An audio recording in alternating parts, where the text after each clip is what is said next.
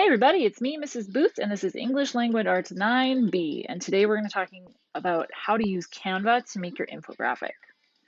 Hopefully, since my last video, you've decided on a topic for your infographic assignment, and whether that's your research topic or a totally different topic if you're choosing, that's fine. And hopefully, once you've picked your topic, you've planned out what information and data you wanted to communicate visually and play around with a few layouts. And if you're really ahead of the game, maybe you've even started putting something together. And if you haven't, no worries, that's what today is for. Last time we talked about what an infographic is, and today you're going to learn how to actually make one. If you've got the information you want and the layout ideas in your head sketched out on paper, now it's time to put that all together. And we're going to look at Canva, and that's one of my favorite software platforms to do that because, well, it's free and it's easy to use, and it really takes that hard design work out of the mix. So you can just focus on putting quality content into your infographic. So before I start showing you some of its features and how to get started, I'm just going to throw in my quick sketch that I made for an infographic that I might do. And as you can see, it's on the great vowel shift there. And it's very rough. It's a very rough sketch. I just wanted an idea of visually what I wanted to see things look like. And I might play around with that when I'm actually in the software. But for now, this is kind of what I want it to look like. I wanted some visual hierarchies. I wanted it to be kind of interesting in terms of the flow of information and some visual pieces there as well. And once I've got this done, then it's time to get into Canva itself. So when you are doing this for yourself, you can go into your web browser and go to canva.com. And in the next part here, I'm going to walk through how to navigate that website. You have to log in with your account. So you can just hit login with Google, and I believe you can still use your Saskatoon Public Schools account. So I'm just going to click on mine, and it should log me in. Okay, here we go. And so this is what this page will look like once you've logged in. And so there's a lot of stuff going on here. So we'll just quickly, I'll show you where to go. So you can just hop right into create a design if you want, but you can also hit templates here, and it'll give you a whole bunch of different categories. And we're not making Instagram stories or flyers or anything like that, but you might want to keep this in mind for future use if you ever have to make a brochure, for example, for a different class or anything like that. I know I've used this to make business cards, I've used this to make different handouts, I've used this to make resumes. So there's a lot of things you can do with this platform. But we're going to go to infographics because that's what we're making. And you can see that when I click on that, there's a whole bunch of different templates. And if you aren't really comfortable with designing your own thing, or maybe you just don't have a lot of time, and that's fair too, take a look at some of these templates, and there might be something that catches your eye.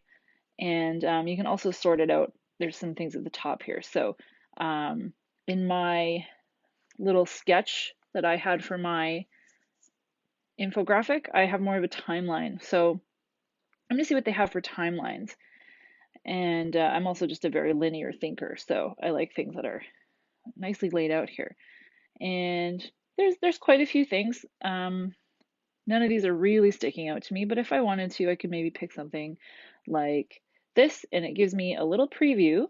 It also shows me some of the color scheme, so if that's something that matters to you, as well as the fonts and the graphics that are there. So let's say I want to use that one. I'm going to click on it. And now that it's loaded up, I can start to edit pieces. So, I can change the title here, Great Vowel Shift. I can start to manipulate some of these things. And if I feel like that's not really doing it for me, I can maybe click on something else. I can replace a new page, or I can add as a current page. And so you can see there. So I just want to show you some of the controls here. You can go full screen there if you wanted. That is not what I wanted to do. So go back there. I wanted to zoom in. That's what I wanted to do. There we go. So you can see my work up close here.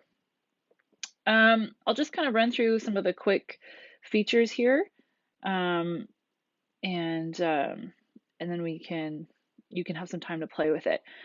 I don't really want to use a template. I have a sketch that I made up and I kind of want to make my own. So I'm going to go back to that page and just hit create a blank timeline.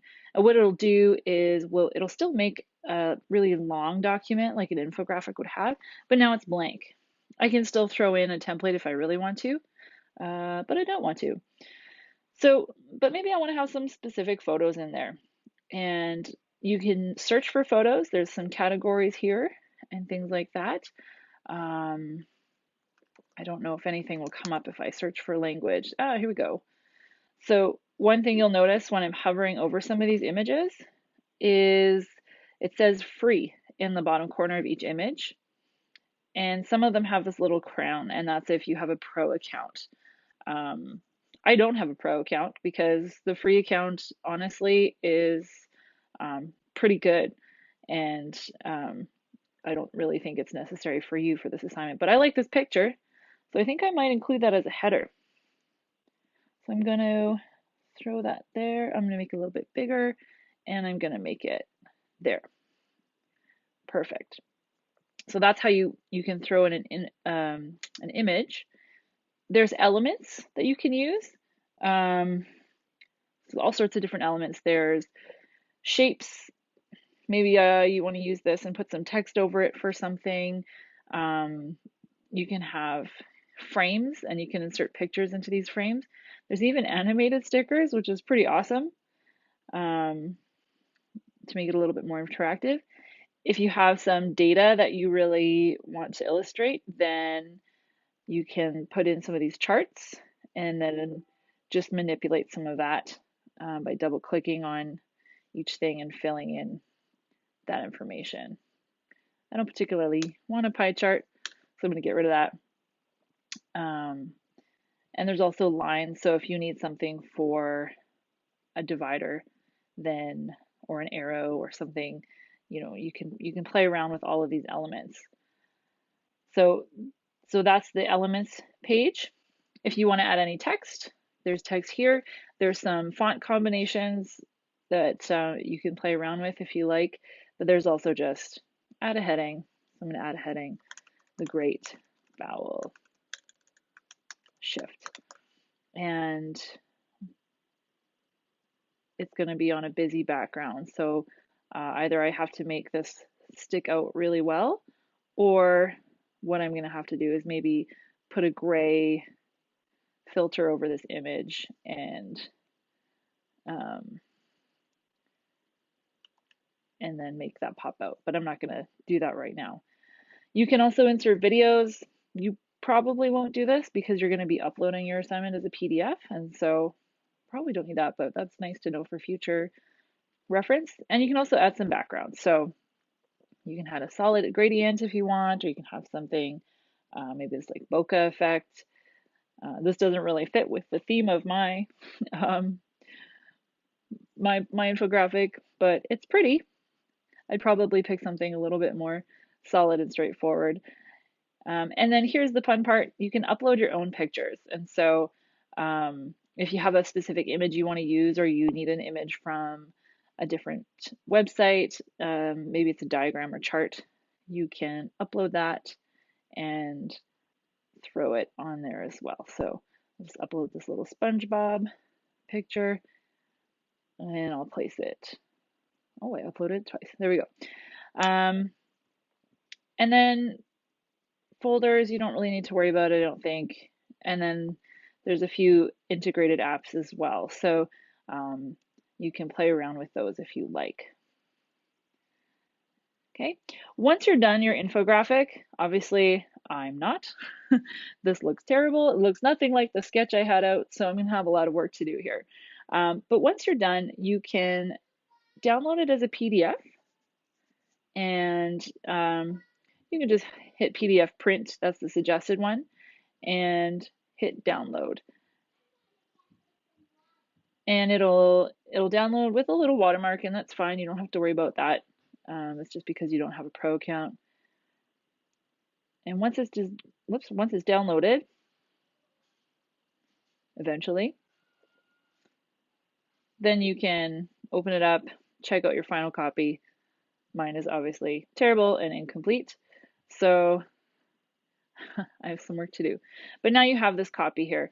And once you are done, you can take that and you can go into Google Classroom and just upload this PDF into the assignment page and turn it in.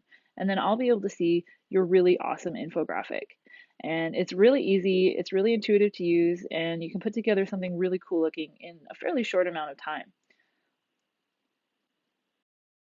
That's it for this video. I hope you have a lot of fun playing around with Canva and tooling around and making your infographic look really, really cool. I'm super excited to see them. Don't forget that you can always show up for office hours if you have any questions, or you can ask me a question on Google Classroom or send me an email. Have an awesome day.